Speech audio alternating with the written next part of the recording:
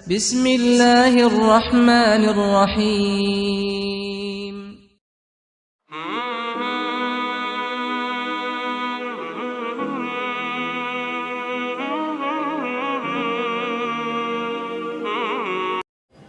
السلام علیکم ورحمۃ اللہ وبرکاتہ۔ الحمد للہ رب العالمین والصلاة والسلام علی رسولہ الکریم، اما بعد فاعوذ باللہ السمیع العلیم من الشیطان الرجیم من ہمزہ ونفخہ ونفثہ، بسم اللہ الرحمن الرحیم۔ قال اللہ سبحانہ وتعالی یا ایہا الذین آمنوا کتب علیکم الصیام کما کتب علی الذین من قبلکم لعلکم تتقون۔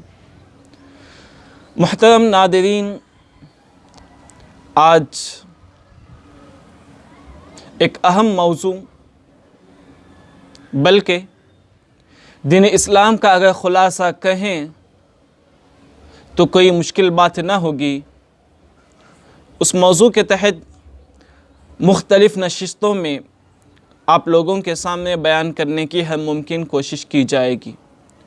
وہ موضوع ہے تقوی اور اس کے فوائد۔ یہ بات ہم اچھی طریقے سے جانتے ہیں کہ اللہ رب العالمین نے اپنے کلام پاک میں متعدد مقامات پر مختلف ناحیوں سے مختلف اسالیب میں بندوں کی تخلیق کا مقصد بیان کرتے ہوئے کہا کہ عبادت ہے۔ فرمایا کہ وَمَا خَلَقْتُ الْجِنَّ وَالْإِنسَ إِلَّا لِيَعْبُدُونَ، کہ میں نے جنوں اور انسانوں کو محض اپنی عبادت کے خاطر پیدا کیا۔ جب ہم قرآن مجید کا مطالعہ کرتے ہیں تو جتنی بھی عبادتیں ہیں یا اکثر عبادتیں، بلکہ یوں کہا جائے کہ ایک انسان کی دوسرے انسان سے تمیز، یا اللہ رب العالمین نے جو ہمیں مختلف قوموں اور قبائل میں جو بنایا ہے، محض اس وجہ سے تاکہ ہم میں سے کون زیادہ متقی اور پرہیزگار ہے۔ اللہ نے اسی بات کی وضاحت کرتے ہوئے کہا کہ اِنَّ أَكْرَمَكُمْ عِنْدَ اللَّهِ أَتْقَاكُمْ، کہ تمہارے یہاں اللہ رب العالمین کے یہاں حسب و نسب یہ کسی کے کرامت کا، کسی کے عز و شرف کا باعث نہیں بن سکتا۔ عز و شرف کا باعث محض تقوی ہے۔ جس انسان کے یہاں تقوی سب سے زیادہ پایا جاتا ہے، وہ اللہ رب العالمین کے یہاں سب سے زیادہ مکرم شخص ہے۔ یہی وجہ ہے کہ میں آج آپ لوگوں کے سامنے چند عبادتیں ایسی بیان کروں گا جن کا مقصد اللہ رب العالمین نے تقوی بیان کیا ہے۔ سب سے پہلی عبادت شہادتین کے بعد جو انسان پر فرض ہوتی ہے وہ ہے نماز۔ نماز کے متعلق اللہ رب العالمین نے بہت سارے احکامات اپنے کلام پاک میں اور نبی کریم صلی اللہ علیہ وسلم نے احادیث رسول میں بیان کی ہیں، جن میں سے ایک اللہ رب العالمین نے فرمایا کہ اِنَّ الصَّلَاةَ تَنْهَى عَنِ الْفَحْشَاءِ وَالْمُنْكَرِ، کہ یقیناً نماز ایک بندے کو، ایک نمازی کو، ایک مصلی کو فحش گوئی سے، فحش چیزوں سے، منکرات سے، برے اخلاق سے، برے اعمال سے روکتی ہے۔ کیوں روکتی ہے برے اقوال سے، برے اعمال سے، فحش گوئی سے، فحش چیزوں سے؟ اس لیے کہ اس کے اندر نماز پڑھنے سے اللہ رب العالمین کا ڈر، اللہ رب العالمین کا تقوی، اللہ رب العالمین کی خشیت للہیت آ ہی جاتی ہے۔ تو گویا نماز ایک انسان کو اللہ رب العالمین سے ڈرنے، اللہ رب العالمین سے خوف کھانے، اللہ رب العالمین کا تقوی، اللہ رب العالمین کا ڈر اپنے اندر پیدا کرنے کا حکم دیتی ہے۔ اسی طرح ایک عبادت جو کہ دین اسلام کے ارکان میں سے پائی جاتی ہیں، روزہ،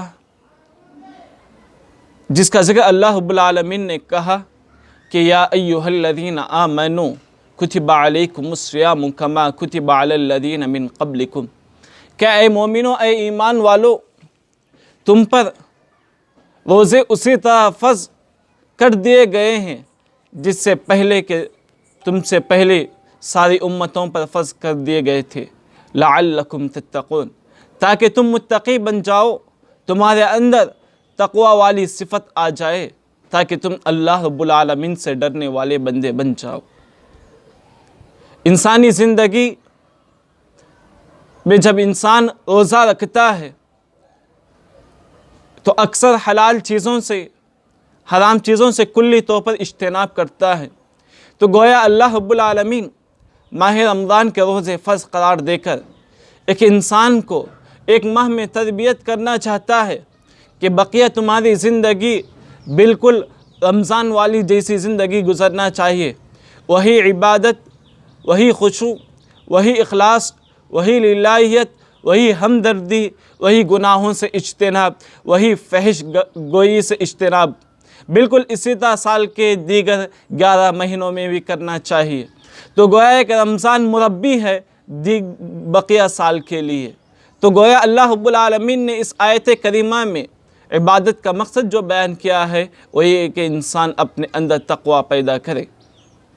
اسی طرح اللہ رب العالمین نے زکوٰۃ کے متعلق فرمایا وَسَيُجَنَّبُهَا الْأَتْقَى الَّذِي يُؤْتِي مَالَهُ يَتَزَكَّى، کہ جو انسان اپنے مال کی زکوٰۃ ادا کرتا ہے، اس کے ذریعے وہ نصیحت حاصل کرتا ہے، ایسا انسان پاک ہوتا ہے جو اپنے مال کی زکوٰۃ ادا کرتا ہے، ایسا انسان متقی ہے، ایسا انسان حرام کام سے بچنے والا ہے۔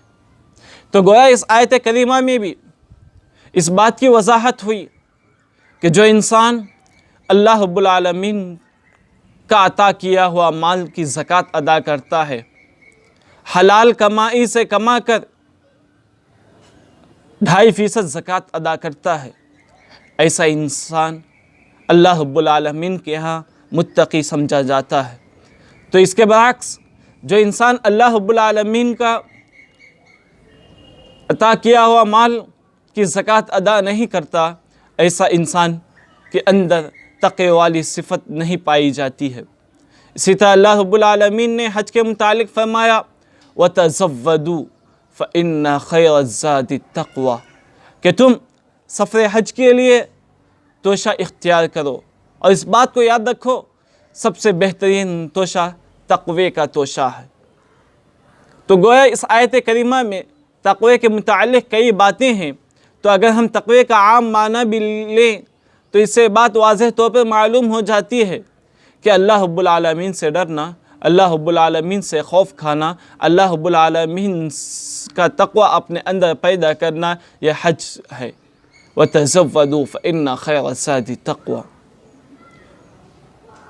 عبادات میں سے ایک عبادت جس کو ہم بڑے اہتمام سے انجام دیتے ہیں وہ ہے قربانی، جس کے متعلق بھی اللہ رب العالمین نے اپنے کلام پاک میں ارشاد فرمایا کہ لن ینال اللہ لحومها ولا دماؤها ولکن ینالہ التقوی منکم، کہ اللہ رب العالمین کے یہاں تمہارے قربانیوں کا گوشت، تمہارے قربانیوں کا خون نہیں پہنچنے والا ہے۔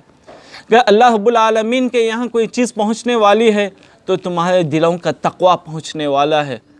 کس انسان کے اندر کتنا تقوی پایا جاتا ہے، کون انسان متقی ہے، یہی چیز اللہ رب العالمین کے یہاں پہنچنے والی ہے۔ عبادات میں سے ایک عبادت عدل و انصاف بھی ہے۔ عدل و انصاف کے متعلق قرآن مجید میں بہت سارے احکامات آئے ہیں، ان میں سے ایک یہ بھی ہے کہ عدل و انصاف چاہے اپنا ہو کہ پرایا، مسلم ہو کہ غیر مسلم، دوست ہو کہ دشمن، ہر ایک کے ساتھ عدل و انصاف کا معاملہ کیا جائے۔ کیوں؟ اس لیے کہ عدل و انصاف یہ تقوی کے سب سے زیادہ قریب چیز ہے۔ چنانچہ اللہ رب العالمین نے قرآن مجید میں فرمایا اعدلوا هو اقرب للتقوی، کہ تم عدل و انصاف کیا کرو، کیونکہ عدل و انصاف کرنا یہ تقوی کے سب سے زیادہ قریب ہے۔ تو گویا اس طرح کی بہت ساری عبادتیں جب ہم قرآن مجید میں غور کرتے ہیں، احادیث مبارکہ میں تدبر سے کام لیتے ہیں، تو بہت ساری عبادتوں کا مقصد ہمیں تقوی نظر آتا ہے۔ لہذا ضرورت اس بات کی ہے کہ ہم اپنی زندگی میں تقوی والی صفت سے متصف ہو جائیں۔ اسی سلسلے کی مزید باتیں آپ لوگوں کے سامنے آتی رہیں گی۔